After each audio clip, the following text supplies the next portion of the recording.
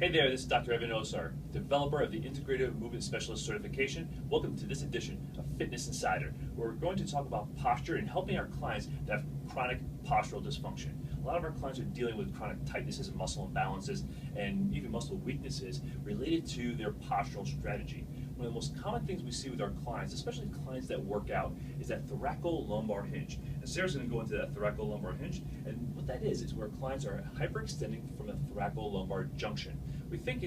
Oftentimes we think it's an increase in lumbar lordosis, but it's actually an increase at the thoracolumbar junction because they're hinged and gripped up at that thoracolumbar region. And this is how they're loading their exercise patterns with and basically living their life. The problem with this postural strategy is even though it may look good from the side, relatively speaking, versus a slump posture, what it's doing is over-compressing the low back. It creates a compensatory lumbar spine flexion and posterior pelvic tilt, and then it locks up the ability to stabilize and breathe. It locks up the ability to use the diaphragm, the psoas, the transverse abdominis, the QL, where all these muscles blend in to this area of the low back. So I'm going to show you how we easily cue our clients out of that, and then how we monitor to make sure our clients can maintain this posture through a functional pattern. So we use the squat pattern in this video.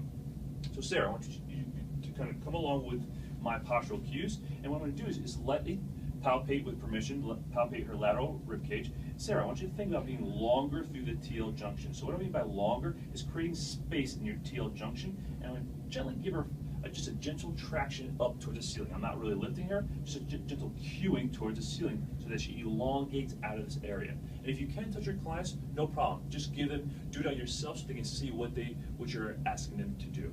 So now that Sarah's longer through this area, I'm going to have her take a couple deep breaths into that low back and lateral portion of her rib cage because I want her to be able to use the diaphragm. So breathe into my fingers so I can feel her expanding out laterally as well as posteriorly through that thoracolumbar junction. And again, if you can't touch your clients, no problem. Just observe it or have them feel it on themselves.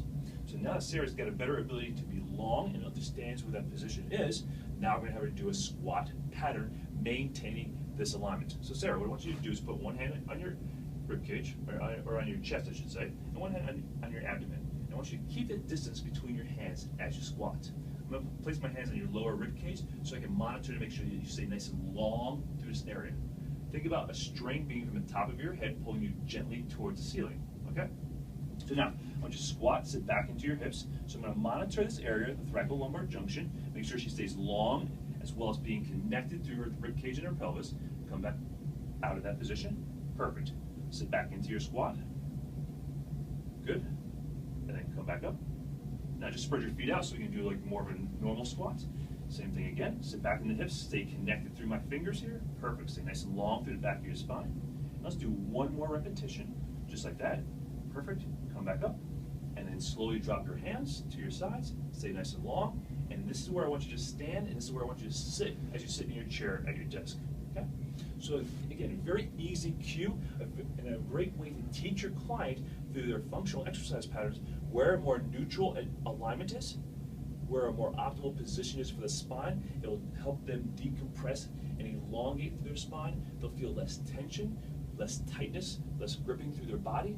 And this is how you really can create powerful postural changes with very little effort. You don't have to stretch and tug and pull and squeeze and get people to brace and do 30 minutes of myofascial release.